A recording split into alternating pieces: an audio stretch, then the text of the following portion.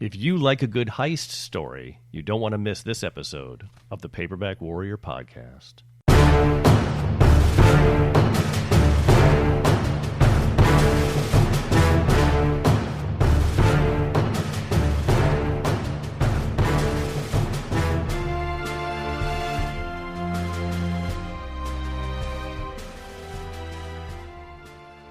Welcome to episode 55 of the Paperback Warrior Podcast. My name is Eric, and I'm here with my broadcast partner Tom to discuss 20th century paperbacks with you. The podcast grew out of our blog at paperbackwarrior.com, where we post daily reviews of vintage fiction in the Western, hard-boiled crime, espionage, and men's adventure genres. Tom, what do you have for us today? Today's feature is about Lionel White, an American author of mostly heist and caper fiction from the 20th century. I know we have a lot of fans of Richard Stark's Parker books listening, and if you like Richard Stark, you're definitely going to be into Lionel White. I'm going to be reviewing a Lionel White, his first book actually, called The Snatchers from 1953. Eric, what are you reviewing today? Today my review will be Skylark Mission, written by Marvin Albert as Ian McAllister and published in 1973. Now, Tom, I see that you've been doing some shopping again. Yes, I made two purchases that I want to tell you about today. I got them right here. The first one, I'm going to hand this to you right now, is called Death at Flood Tide. Reach. There you are. By Lewis A. Brennan. It was a Dell paperback original from 1958. Have you ever heard of Lewis A. Brennan, Eric? I have not. Me neither. It appears, though, I did some homework, that he wrote a handful of books in that era. Inside this one, they say that Lewis A. Brennan also wrote These Items of Desire, More Than Flesh, An Affair of Dishonor, which is also titled Mask of Virtue. After doing some digging, I found his obituary in the March 21, 1983 New York Times. Brennan was a professor of field archaeology at Briarcliff College in New York. His expertise was archaeology of the lower Hudson River Valley, and he discovered evidence of Indian tribes from 12,000 years ago in what is now Westchester County, New York. Now, as a side hustle, he also wrote a handful of paperback originals in the 1950s and 1960s, and he died at age 72 in 1983. Anyway, I got that paperback that you're holding in your hands on eBay. It's called Death at Flood Tide. It's a crime novel told in the first person about a guy who witnesses a naked woman drowning in floodwaters during a bad storm. Now, the police coerce a false confession from the narrator, and then he needs to investigate the death to clear his own name, blah, blah, blah. I read the first couple pages, and the first-person narration's quite good, and I hope to read the rest of the book soon, and I'll tell you all about it. As an aside, I got that book, Death of Flood Tide, like I said, off an eBay seller called Thrift Books. Have you ever bought anything from them? One time I bought something from Thrift, and I discovered them through Abe Books, and they were a primary seller on their site. In fact, I think, if I'm not mistaken, Thrift Books has an app, don't they? Maybe. You know more than I do then. Thrift Books always sells books with free shipping at super low prices. For example, I think I got this one for like $4 all in. So the cost of the book that I paid barely even covered Thrift Books postage. So I have no idea what their business model is. Now, the thing that drives me batty about Thrift Books is that they have these aggressive barcode stickers that they slap onto each book, either on the spine or on the front cover art. And if you try to rip the sticker off, you're likely to take a good bit of the cover off with you, and or at the best, leave a nasty residue behind if the sticker comes off in pieces. Has that ever happened to you? I think this is such a pet peeve. I think whoever is behind that marketing endeavor should be fed Rogaine for months, then hauled into the street and wrapped with duct tape, only to have it slowly removed over the course of several days. That's how I feel about them. Okay, fair enough. Okay. But as a reader, I can appreciate their prices, so maybe let's not torture them in the public square. But there's also a solution to this. Whenever I get a paperback with a nasty price or inventory control sticker on it, here's what I do, Eric, and the listeners are going to love this. I microwave the book for 30 seconds. Oh, jeez. And when I pull the book out, it's hot to the touch, but it also liquefies the glue on the sticker, and it comes off so clean. Now, you don't want to microwave it for much more than 30 seconds, or you'll start to melt the glue binding holding the book together, and the pages will come unhinged and it'll be a disaster. But I've never had that problem with a 30-second shot in the microwave. And I've tried everything. I've tried Goo Gone. I've tried rubbing alcohol. I used to take my wife's hair dryer and put hot air on it to make the stickers come off. And all those methods suck. The microwave is the best way, and you get a toasty, warm book to read when you're done. Dear God, you're burning books now. Ray Bradbury's Fahrenheit 451 has become reality at Tom's house. I'm probably getting some weird cancer from my radioactive book. The other book that I have here, I want to hand over to you, I got from our local used bookstore that we always talk about here in Jacksonville, Chamlin's Book Mine. It's called Shadow of a Doubt by Harrison Judd. It's a Fawcett Gold Medal book from 1961 about a high school teacher named Howard who witnesses a local banker lure a little girl into an empty house, rape her, and kill her. Now, Harold's daughter is employed at the bank by this banker and appears to have some amount of loyalty to the accused man, even over her own father's eyewitness testimony. There's a cop who needs to get all this sorted out, who gets romantically involved with the daughter of the witness. The cover is incredibly uninspired. But the book looks like a very solid 190-page big font paperback. It was actually made into a French-Italian movie called The Witness in 1978. I did some homework on the author, and Harrison Judd is a pseudonym for Norman Daniels. Ah, okay. Now, Norman Daniels, of course, is actually a pseudonym for Norman Danberg, but you get the idea. Yeah. Before I get into the feature, I want to ask you a question, Eric. Do you listen to music while you read? I do, and most of the time I stick to ambient music. And tell me why you gravitate to ambient music. Well, it's like a lot of times when I'm listening to just instrumental music, the peaks and valleys kind of throw me off. Like sometimes the crescendo of the music will be like when the character's like ironing his pants or something. So it's like it comes at the wrong time. Fair enough. Now, both of you and I come from a real musical background. We both have a history in music journalism. You in the heavy metal area, and me in kind of the alternative country and indie pop area for various blogs back in the early days of the internet. And my wife is also a big reader. She reads romance novels a lot, so it's not unusual for she and I just to spend an evening outside on our Florida patio, reading and chatting. And she doesn't like to listen to music with lyrics while she reads because she says it's way too distracting. And I've kind of come around to find that instrumental music, as you indicated, is best. So I usually put on instrumental jazz. My favorite artists for that are Dave Brubeck, Paul Desmond, Cannonball Adderley, or Red Garland. But I recently was thinking, like, I was getting a little sick of the same, 50 jazz songs kind of cycling through my playlist. And so I did some searching on the internet, and I found a really cool instrumental artist named William Tyler. This is not like some friend of a friend or anything like that. Right. And here's a little bit of him in the background. Nice, huh? Yeah, it's nice. I know nothing about the guy. This is a song called Alpine Star. It's just sort of nice. It's good background music. And so he's got like 3 or 4 albums exactly like this. That British music publication NME said he's the best instrumentalist going these days. And there's no vocals, right? No vocals. It's all instrumental. It's just real nice background stuff.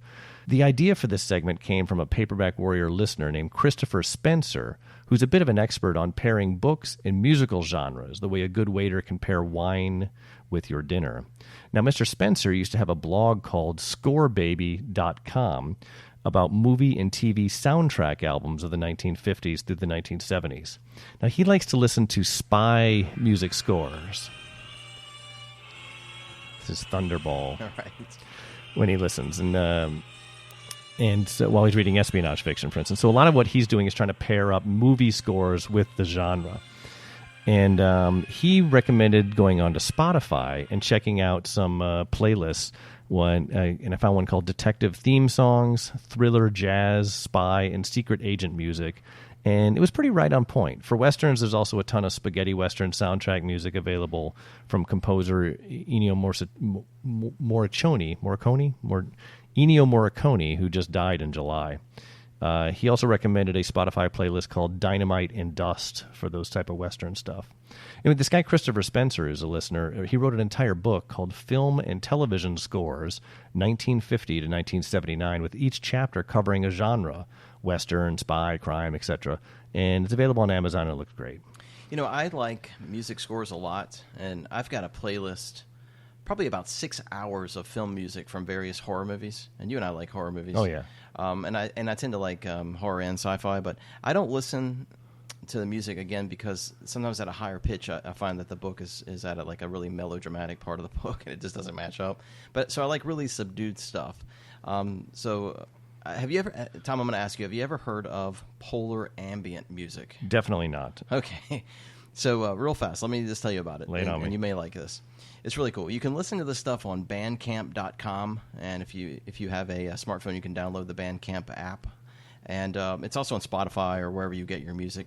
But get this. These are stories where you can use your imagination to sort of visually create what's happening in the audio. So, for example, a lot of polar ambient has a story for listeners. The album Arctic Gates by a composer named Yuka Sane is about an adventurer/explorer who's in the Arctic trying to find an abandoned research facility. And his goal is to learn the whereabouts of where a mysterious creature may be trapped under the ice. And another album is by a composer calling himself Mount Shrine. The album's called Shortwave Ruins, and it does sort of the same thing. You're an explorer in some frosty portion of the world, and you're hearing static and radio signals, and you're going towards whatever the mystery is. The ambient music, it's a combination of traditional and non-traditional instruments, with the sounds of things like, like rocks falling, ice crunching. You can hear footsteps. To be clear, there's no lyrics or words. They're not telling you something that's happening. No. You're supposed to be able to follow a plot of some kind based on the music alone.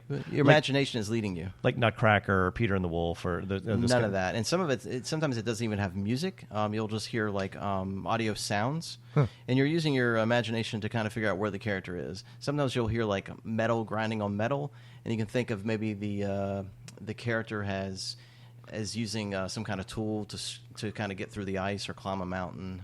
There's echoes. Sometimes you can hear wildlife. And if you took notes, you would end up with some sort of linear story. You can make your own story based on what you're hearing. But it's great background noise because you don't have any vocals or anything like that. Yeah, cool. Yeah, so check it out. All right, so you ready for the feature? I am. All right, so play the soothing transition music to get people in the mood. In a bank robbing mood.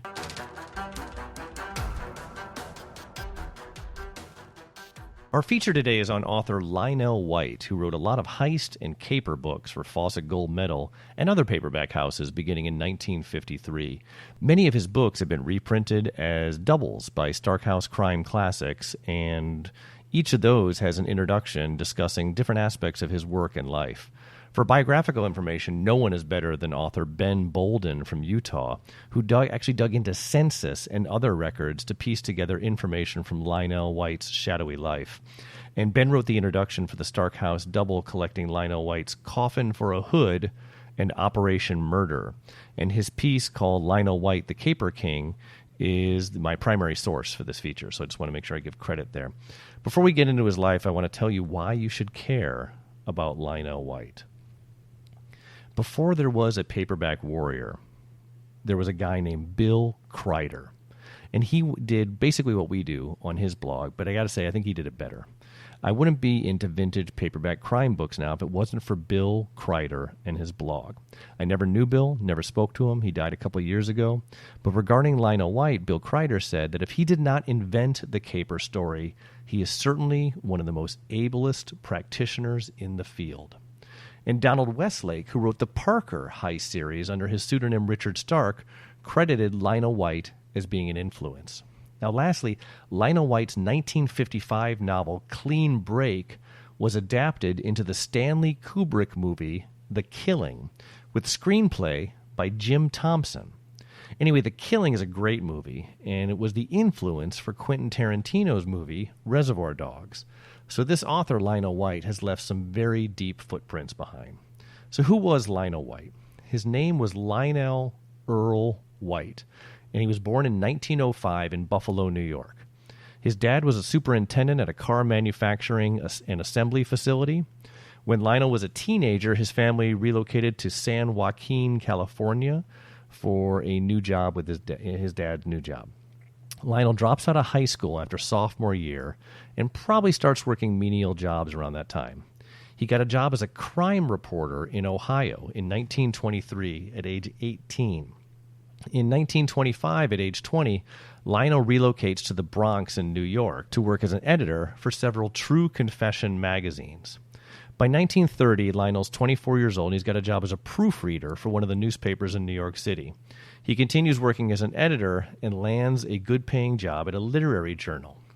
By 1940, he's making $4,000 a year in New York City, and at this point he's 34 years old, and I have no evidence that he had ever written or published anything by then. 1943 rolls around, and 38-year-old Lionel White, keep in mind 38 years old, enlists in the U.S. Army during World War II. But for reasons that are unclear, he's released from duty 5 months later. He gets married in 1947 to his second wife, a woman by the name of Helene Levy, and they pound out a kid at some point and move out to California. His career as a published writer really begins in 1952 with a digest-sized book called Seven Hungry Men that was later reworked into his novel Run, Killer, Run. It's interesting to note that he was 47 years old at the time, which is pretty old for a first-time author. But as you'll see, he did not waste a moment thereafter, cranking out book after book after book.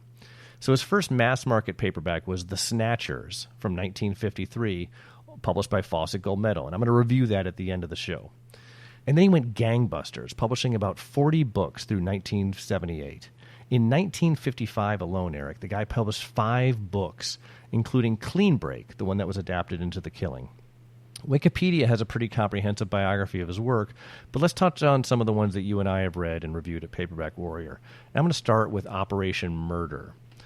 It was published in 1956 and reprinted by Stark House, so you shouldn't have any problem finding it.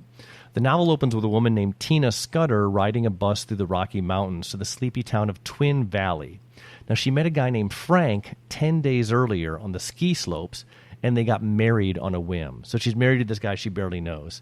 Now she's meeting her mysterious husband so they can have a never-ending honeymoon together.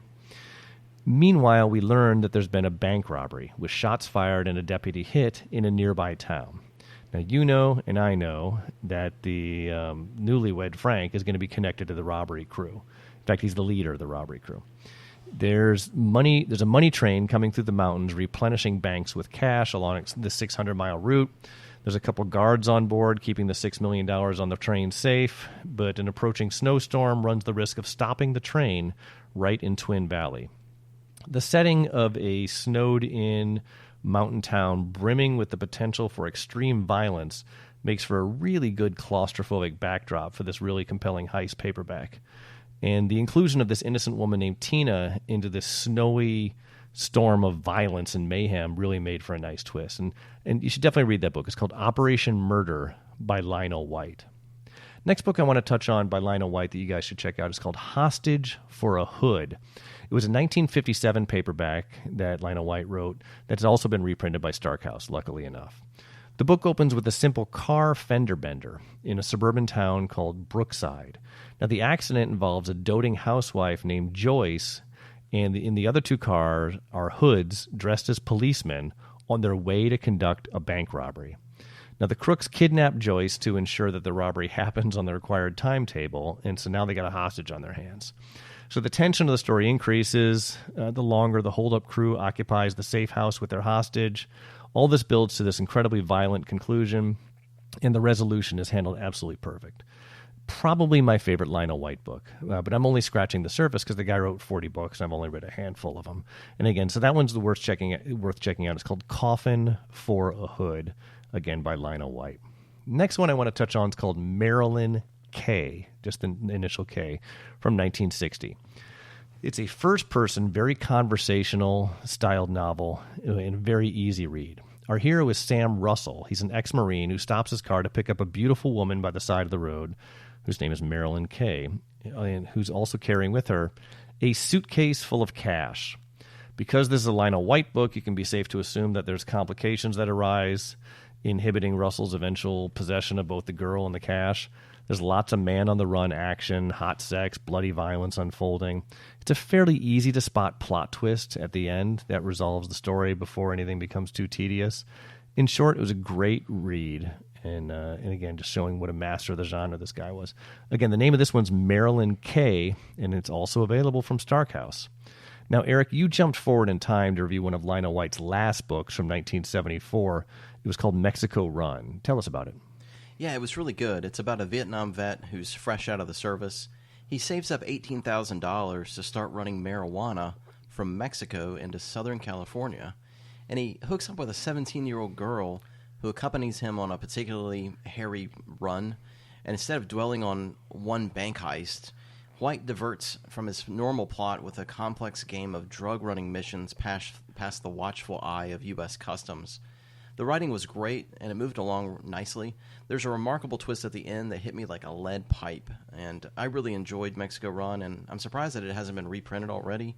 Starkhouse hasn't picked it up, nor has it been made into an ebook. Yeah, it's weird. It's just I talked to Greg at Starkhouse about Lionel White, and he told me that they plan to release as many Lionel White books as they can. He's a huge fan, and I think they probably sell very well. A couple more odds and ends. The only pseudonym genre book that I know of that he wrote was called Spy Kill, under the name of L.W. Blanco in 1966. Blanco, I guess. It's an espionage novel about Tom Marco, freelance counter-spy, who follows a golden nymph to the heart of a vast anti-American plot. Now, Eric, both you and I own this book, but neither of us have read it. It has the look as if he's trying to start a series in the wake of success of the James Bond franchise, but it never took off. And I've heard that the book is not that good. Have you heard anything about it? I've never heard anything about it, and I've picked it up 1,000 times to read it, but I just don't read it. Yeah. In 1966, Lionel White wrote a Nick Carter Killmaster book called The Mind Poisoners. It was number 18 in the series, but evidently he never finished it for reasons that are unclear to me, and so Valerie Muhlman, the series editor, finished the book. How much of it is a Lionel White book and how much of it's a Valerie Muhlman book is really anybody's guess. But vintage fiction expert Rick Ollerman has a great essay about Lionel White in his nonfiction book Hard-Boiled Noir and Gold Medals. Do you have that book? I don't. You ever seen it? I have not seen it. I'm going to hand it to you right now. I'm handing this to you. It's a really great reference book filled with essays about these authors and the gold medal era. It was published by Starkhouse again. I feel like this is one big infomercial for Starkhouse. Right. But anyway, so Olderman's got this theory where he believes that The Mind Poisoners, the Nick Carter Killmaster book that he wrote the draft of, was originally written as a sequel to Spy Kill, the one that he wrote under the pseudonym of L.W. Blanco. And when the Blanco series failed to take off because the first book probably didn't sell well enough, he repurposed the story for the Killmaster book. It seems plausible to me. What do you think? It does. Yeah, it could be the same thing. Yeah, so Lionel White died in Asheville, North Carolina in 1985 at age 80. And anyway, that's it for Lionel White right now. The bottom line is he's an awesome novelist, and we are so lucky that many of his books are back in print today. I'm going to be back in a minute or two to share my review of his very first mass-market paperback called The Snatchers. But first, Eric has a review he wants to share. Yeah, my review this week is for a book that I actually borrowed from you, Tom, on one of our last recording sessions. The book is called Skylark Mission, and it was published in 1973 by Fawcett Gold Medal. The name on the cover is Ian McAllister, but the real author is Marvin Albert. He wrote a ton of books before he died in 1996 under his own name, as well as Al Conroy and Nick Corey, to name a few. I'm thinking that due to the high-adventure success of Alistair MacLean and Jack Higgins, either the publisher or Albert got the idea of writing 4 individual high-adventure novels using the British or Scottish name of Ian McAllister. It's clear that he's like tipping his cap to both Ian Fleming, who was super hot at the time, and Alistair MacLean. They've sort of took those two names and like shuffled the deck to make Ian McAllister. Yeah, in fact, one of the characters in this book is riding on the SS Fleming. Oh, that's funny. Yeah, but the 4 books that he wrote under the Ian McAllister name is Strike Force 7, Valley of the Assassins, Driscoll's Diamonds, and the one that I'm reviewing today, Skylark Mission. The book is set in World War II specific theater in the area of northern Australia up to New Britain and New Guinea. The opening pages has a merchant sailor named Sam Flood aboard the aforementioned SS Fleming. The ship and its crew is trying to get through a series of straits to avoid the Japanese occupation of New Britain. To escape the area, their only hope is to run the gauntlet of these straits and make it to northern Australia. But they're immediately torpedoed along with a smaller fleet of civilian boats and ships. And after swimming to a lifeboat, Flood and a dozen survivors are able to sail back up to New Britain, where they are taken capture by the Japanese and eventually enslaved. In an exciting segment, Flood escapes and makes his way through the jungle and finds an Australian widow named Nora, and together the 2 radio allied forces from a Coast Watchers tower. Now that's just the opening pages. From there, the bulk of the narrative follows protagonist Captain Mike Shaw and his partner Corporal Neil Miller as they embark on a do-or-die mission to meet up with Flood and Nora and destroy the Japanese base. By doing so, they can liberate the prison camp and provide a safe zone for civilian and Allied fleets to safely journey to Australia without being bombed by this Japanese installation. Shaw and Miller are the perfect fighting men. They know they're probably going to die on the mission. It's a little dark at times, but the author adds a comedic character into the story. This really fun, drunken, former World War I flying ace named Quayle.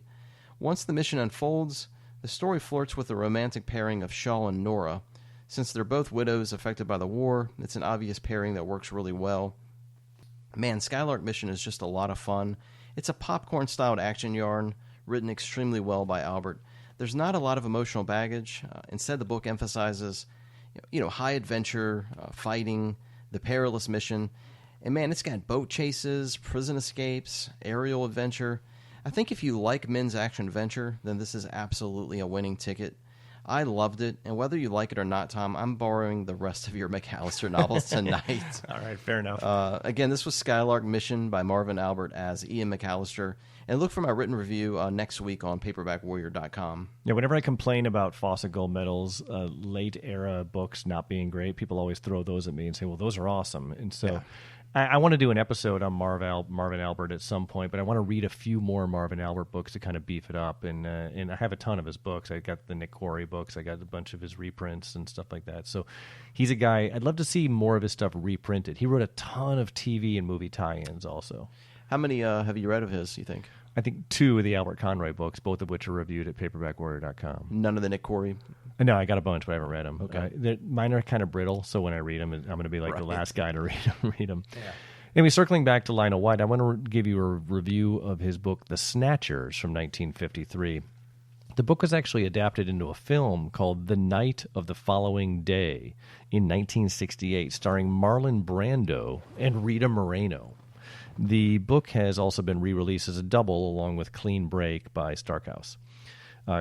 Cal Dent is our main character, and he's a planner. He's basically like Richard Stark's Parker character.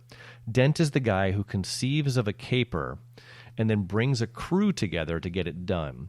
This particular job involves the kidnapping of a 7-year-old rich girl on New York's Long Island. The abduction itself happens off-page in Chapter 1 and seems to go well.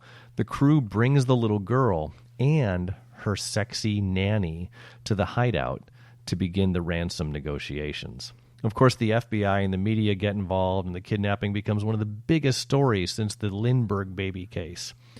Meanwhile, there's sexual tension at the hideout with the crew's only female member and a couple of the hoods on the job. Add an affable local cop sniffing around, and you got this tension-filled, high-stakes thriller. Lionel White also takes the time to draw this vivid picture of an individual members of this 5-person kidnap and ransom crew. Some are sympathetic, while others are twisted and dangerous. There's a lot of waiting around in the hideout, dealing with obstacles that arise, but I still found it very suspenseful and fascinating. It wasn't exactly a breakneck bloodbath of an adventure until the final act, which I'm not going to spoil for you here, but this climactic ending was absolutely worth the wait. It's hard to believe that The Snatchers was a first or second, depending on how you're counting, novel by Lionel White, because he was really something special right out of the gate. Moreover, his body of work that followed was really consistently great. Anyway, don't sleep on this debut paperback. Place this one in the must-read pile.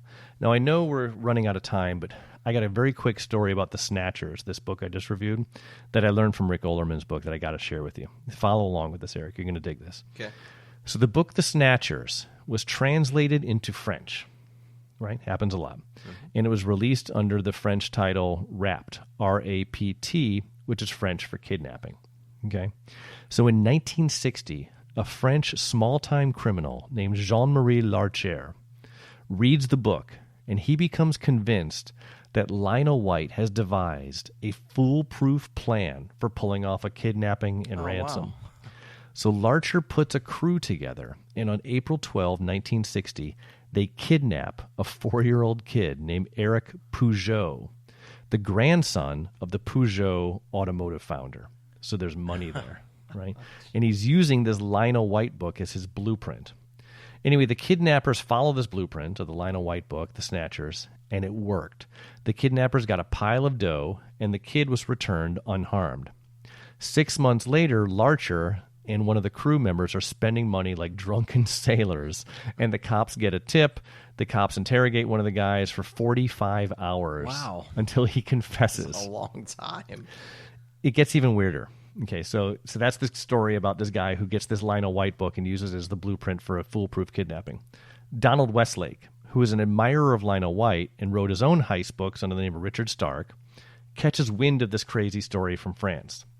Now, Westlake has a comic caper series, very similar to the Richard Stark books, starring a guy named Dortmunder. But they're funny heist books, if you can think of it that way. So he's writing the Dortmunder books under his own name, and he's writing the Parker books under the Richard Stark ones. Richard Stark ones, Blood on the Knuckles.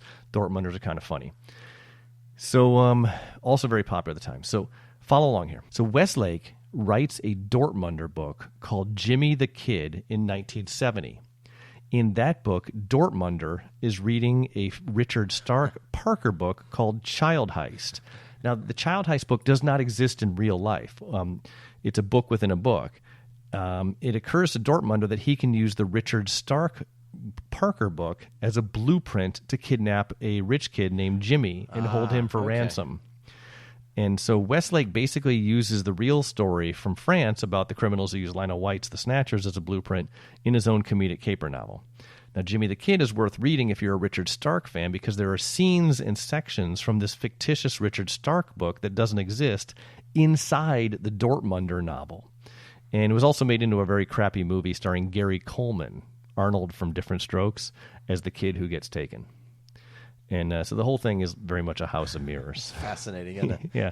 Anyway, so that's all I got for this episode. Why don't you wrap us up, Eric? All right, so that's the end. Please check out our review and podcast archive, which is always free at paperbackwarrior.com. And we'll see you back here next Monday on the podcast. Thanks again for listening. All right, be cool.